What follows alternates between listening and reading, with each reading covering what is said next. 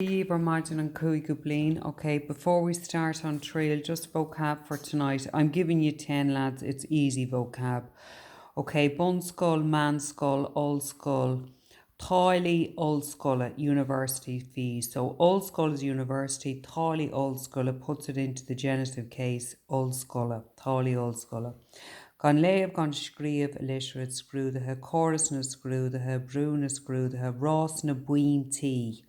Okay, BP, Ross na buintí, and Mass Duchan Lanunach is continuous assessment. Okay, so they're nice and easy. Right, we're going to tussy air on Trial. So on Trial is a drama. Okay, it's kind of like a story of a mom, an unmarried mother, and what happened to her. This was written way back in the I think it was the 1960s, okay, and where she ends up in the Magdalen laundries. Yeah, it's in the 1960s, right. Okay, so this is Rar Kahane. Because this is a drama, okay, it's like it's being presented on stage. So this is the first scene, and you have music coming, Shula Gra. So Lenorditer on Brat, okay, so before the curtain rises, written Gorsoon, a newspaper boy runs out. Pauper on Trinona, Tragoid, there's a terrible tragedy. Pauper on Trinona, Tragoid's a caher. Okay, so Glorvora, Moira's voice. Moira is the main character in this. She is the unmarried mother. Varig me Milanav de Vrigor Colleen, so because she's a girl. Foscom got Colleen Susan a ban. Och Toma inin ser, my daughter is free, thought she's ser. Ni she in a hone tune bio gale. She won't be a naive, silly fool. Own sheen is a fool. Again are to any man. Thought she's ser, thought she's ser. Gorsoon, right, pauper on Trinona, Tragoid o Fosog. Tog an attorney, so the attorney is the lawyer for the state. Baggreen Share na Gorsoon, who threatens the young boy Imri and Sheed. Larry and Sheshanos, Cor and Bratong, they speak out. A úsle ira mé seo or if I ask you, aini atá cloiste agah, anything you've heard, anything you've read, I Dave Nakusha seo about this case, to put it out of your minds, éistigi leis an bhíne, listen to the evidence that will be brought before you. Tugagi and give your judgment. Brett is a judgment de rare na finisha, agus de rare na finisha, and according to that judgment to wine. And presunach a vet os core. So the prisoner in front of you, Tá Cor Ufosach has done a terrible. Cor is a crime. Tá Dún Varu, they have committed murder. Gníomh Grana Donnerha, it's a terrible deed. Gníomh Erand, a deed that demands revenge from God and people. Colleen Ogie, a young girl, agus better go make through a quid agui deed. Maybe some of you would have pity for her. Ach Moksha, Peter Gorienti and Gníomh Grana. But if it's proven that she did this terrible deed, Neil Kiadagui, you have no permission in front of God or people to have through it of pity for her. So Glór in the court, and then you hear the voices from the court, and the curtain is lifted. Right, so you have the clergyman, or you have a clerk, a court clerk. Morni Kahasi. So Morni Kahasi, this is her name, on Presunach, the prisoner in front of the court. Kiontoch no nyav kiontoch. Guilty or innocent. Togo Mordigadi on Ordon. So she comes to the Ordon, to the stage, Larry, and she speaks to the audience.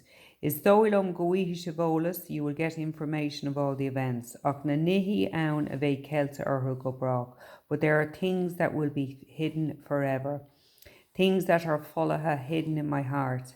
Anamorha, Anam, the name of somebody, the name I will never mention.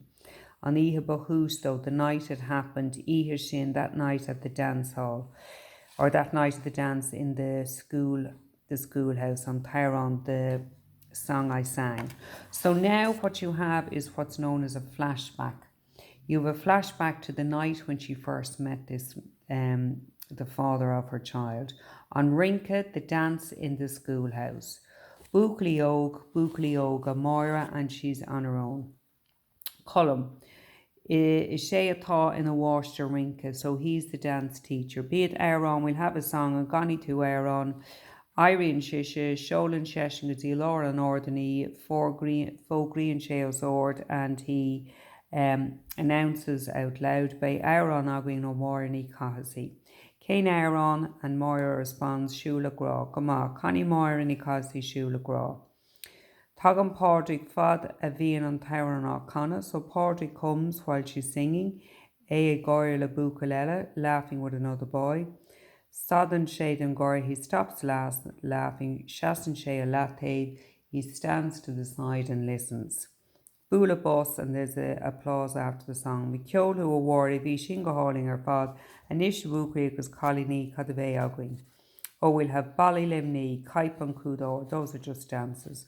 Unseen a hincha. Okay.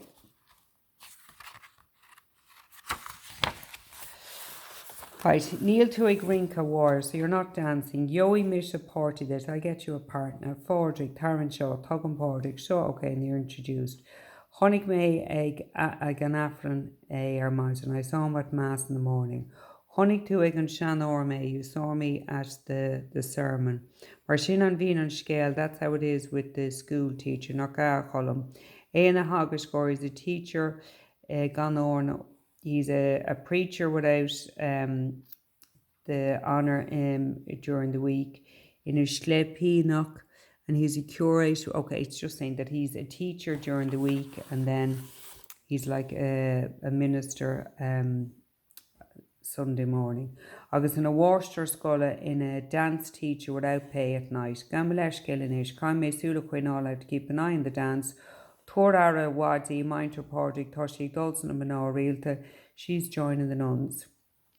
Janie May Shane, Conway and Tarrant Shingaharling or Margaret, who will to went to evening Sassaniha, I enjoyed the night, oh Thaw, either Ain or you're on your own, I'm Lemocrahar with my brother Liam. Only to joke, you'll have a drink, Thaw Sewer Arsh to green. Sewer Arsh led the hall, Solar Ian Shay Jokti, he offers her a drink. On will to a point evening, so you enjoying it. Is Stoka go Willem, I suppose I am. Imian on Worcester, Scholar, Tagan Sheshin Lesh on Dardlina. So he comes with the two glasses. A Warra and Rinky Tulom, will you dance with me? Oh no, and Gahi make Kada all of the war. Do I have to get permission from your mom or your brother? Niga a Kahi tu about fine, you'll have to be patient. Neelam Gama, I'm not good. Okay, so let's look. This is easy enough. Ní mór an tahi, I don't have much experience. Colin das óg agus gan tahu rinka. Ní ligam mo wam dom dol erna rinky. My mom doesn't let me go to the dances. Agala tha ertu ribn the wick here. She's afraid of all the wild boys. Ní has so ile rocky she thinks I'll go so na manor realta the nuns. Agus cad what do you think Nila isagum? Well, we'll have Mishnah courage. Nila is again in a view, nobody knows what's ahead of them. Okay, then you have Betty is going out with Liam, and Liam is Moira's brother.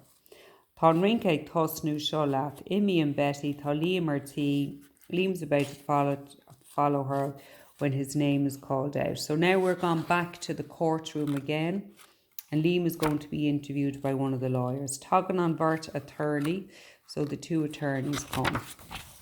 Right, Liam O'Cahasey, Tussa Liam O'Cahasey, Tussa Drehar, you're the prisoner's brother. Ismay, och ni ermsa is cor ein fiocht on bill on occur, and that sentence comes up so much with all the characters. I am, but you can't put any of the blame on me. Be co-luder them a quid fein ogum, so everyone doesn't want to take any responsibility for Moira's death. Or for what she's done, she has actually killed her daughter as well. Bhí cóúda dem a chuid féin agam an ihe sin. I had my own company that night. Ní éting a bheith ag asála sin. I can't be at her heels or minding her all the time. Bhí sin mar leis gael, that was the excuse by her brother.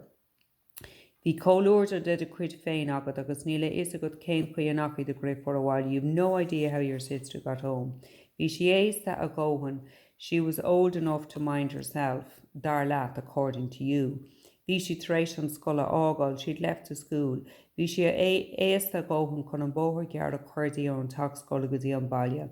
Gan éon duine ag tuairta Aradí. So she was old enough to make it from the short road from the schoolhouse to home and nobody minded her. Knock mar sin a bhí, isn't that how it was? Sure. Agus ní raibh sé ro dhéanach le níche. It wasn't too late at night. Cad a clig a bhí sé, and what time was it? Rinkas sa taxcoil, bhín deire le gach rinca, it's always ended ag a haindig. It always ends at 11. Bhí thug tú do chuir for chun rinca, you brought her to the dance. Chuir máthair díobcha orm, she made me. Dog tú an sinní gone forty, you left her without any company, agus gan a bheith is agad, and you'd no idea what kind of company she would have. Nobby Geary on Milan a chor arm said, don't put the blame on me. Nila is agad, you don't know what happened that night. Okay, Liam, knock will to talk, are you coming? And that's Betty, the girlfriend, saying it. So Moira agus Padraig ag siúla bhaile. So now you have Moira agus Padraig, they're coming home, we'll do one more chapter. They're coming home from the dance that night. Siúla Mishan Shaw will walk on the Drihid on the bridge. Feck Solas na Galley, look at the light. Okay, so here's the charmer now. Look at the moonlight, ag Dane of Arigid, a gal latta the Ishka na hound, shining, on the water of the river.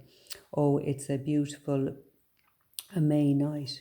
And we and two on Court, can you get the freshness in the air? Okay, and then that's just a load of plumos. Faker na diloga, look at the leaves. Okay, I don't need to translate all of this. It's even the quite kind. I just love your talk. You miss your cap and kind chin. I didn't make that up. Ag farney's far, but a man better than me, a poet. Agus the meag sé an Nork Shaw ni beg sé an inis. Ag da meag sé an inis, déitach sé Dawn Volte. If he's here now, he'd make a lovely poem of praise for this small girl. Will scald that her shadow can be seen in the river. Yenach sé Dawn, he'd make a poem about your beautiful fair Aidan, forehead, your gentle face. Agus Yenach sé Dawn, don Vainach, don Vanga Biog Fatok, he'd make a poem about that timid, small smile on your mouth and the wildness of Thafulaha that's hidden in your two eyes. So he's a real plumauser. And she's a naive girl. Iha Bjaltna Wara, Iha Alling, Iha Mersaw Wara. Wherein she it makes me sad, Muihanas. Nachata Imrian on sale. Isn't strange the tricks life plays in us. Da meach pre Aaron Sailor Jandal of Gasea Vulu. If I could catch it in my two hands. And Tossa, you're thinking of going into the nuns. Shinna Derma War, that's what my mom says.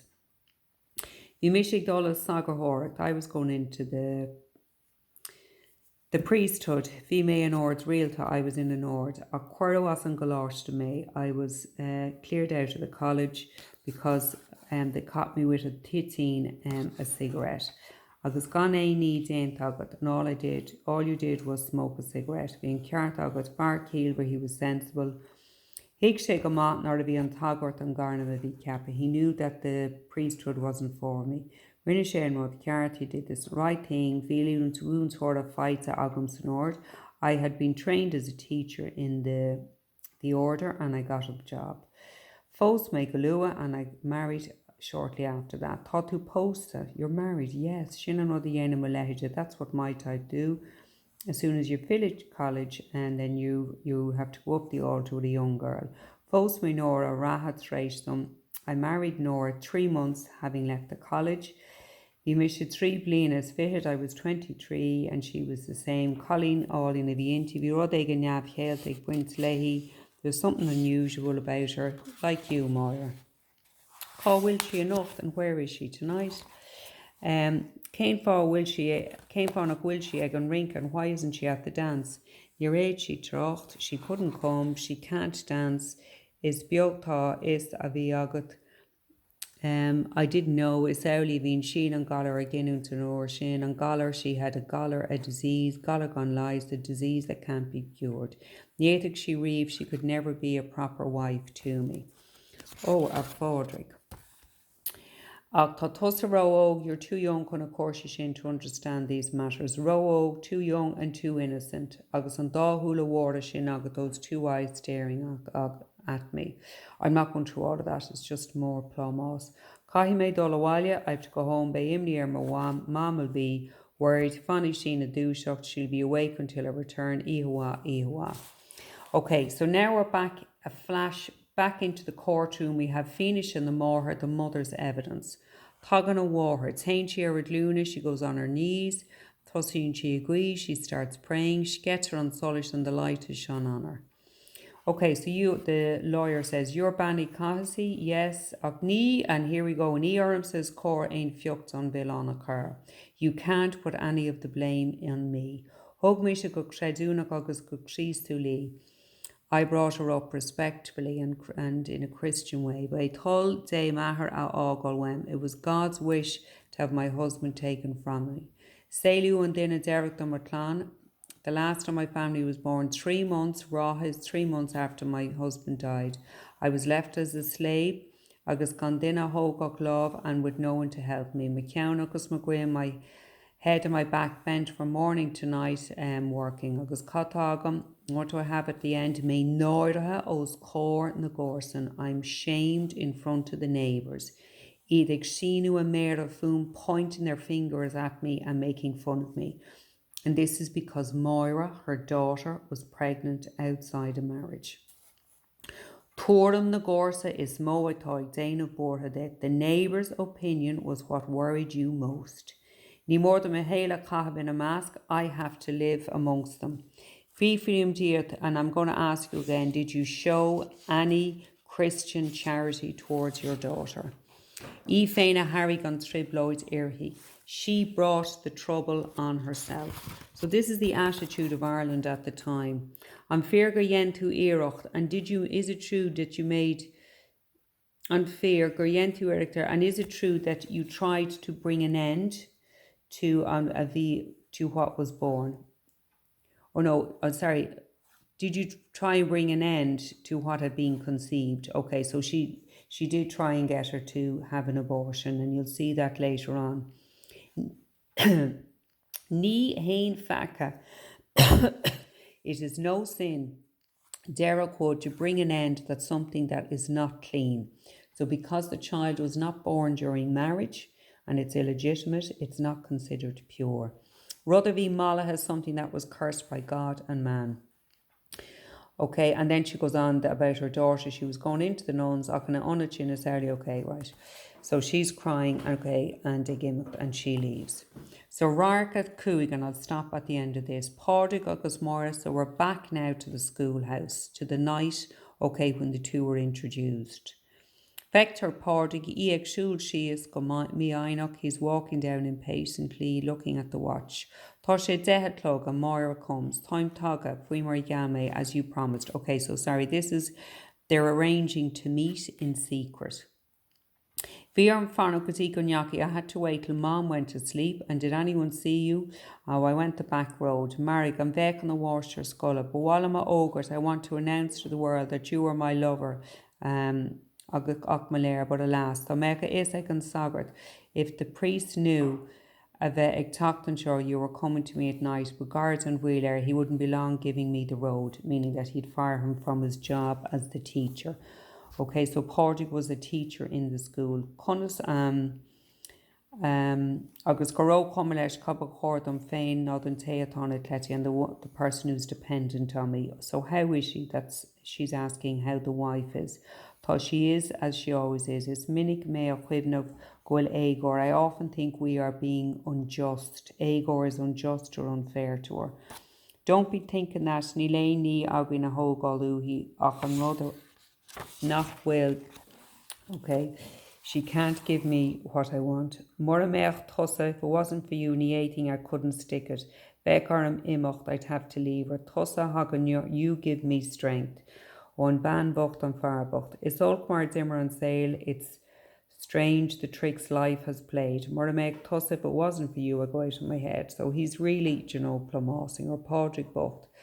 Deran dochter go marhi she, so the doctor said she will live go count a blinta for some years. Blinta for the Ella, long years. Oh yeah, years of purgatory. So his wife has an incurable disease and he's off out having an affair. Okay, and then Maura says, Tá grá agam dit, I love you, Padraig, and always, agus Pega Joe. Dá meach inis ag an sail, if the world knew Derry go rud granite, they would say that it is an ugly, sinful thing between us. But don't believe it, Maura, nach go Joe, don't ever believe it. Rudalling, it's something sacred. Cahi Sheva and Arun, it must be a secret between us. Na haber focal lein, say nothing to no one.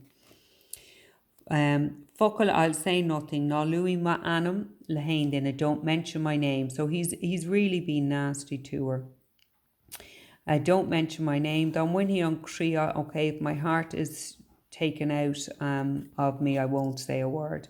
Nor scríomh hugam and don't write to me nívech is agad, you'd never know who get the letter, and I won't. Cé nach choring an yarta vet dom ogurt. If I could just say to the world, if I could just be free. Oh, Cahamwys gan Quivna, we can't think of that. It's Gronach because it's Sorach on Quivnach. It's a terrible thought. Not Tracht or Loman, don't mention a sin. When he may on Fáinne shot them of air, I will take this ring off my finger and put it on your finger. And with this finger I am marrying you. And now we are married. Is Tusma Van, you are my wife, is Tusma Van Kayla. So he deceives her and wants to have a relationship with her, and she's to tell nobody anything. Okay, I'll do Ricochet because it's short. On Easton, so this is confession. Lawn Vuka and the lights are on. The lights are turned off. Vector Moira's on her knees. Banny Maya at her, okay, bless me, Father, for I have sinned. And this, the priest says, Kaitu, Táim Kiontuk, I'm guilty, Father. You must separate from Antaeus over Paka, from whatever is making you sin. Kaitu Scarilesh, you must separate from him. Ní féidir, I can't. Quivnium focal there, and think of the words our Saviour said. If you sin with the right hand, you need to cut it off. Oh, I can't, Father. Morning Yalantu, if you don't say it to me, Elohar Day, I can't give you absolution. Okay, Ricochet. Okay, I'll stop there, right, lads, for now. So look, you just have to listen to this, get an idea of what's happening, okay, in the piece. Okay, and I'll talk to you, we'll have our teams meeting, Deirdre. So I'll go on with this again, Amorach, Slán.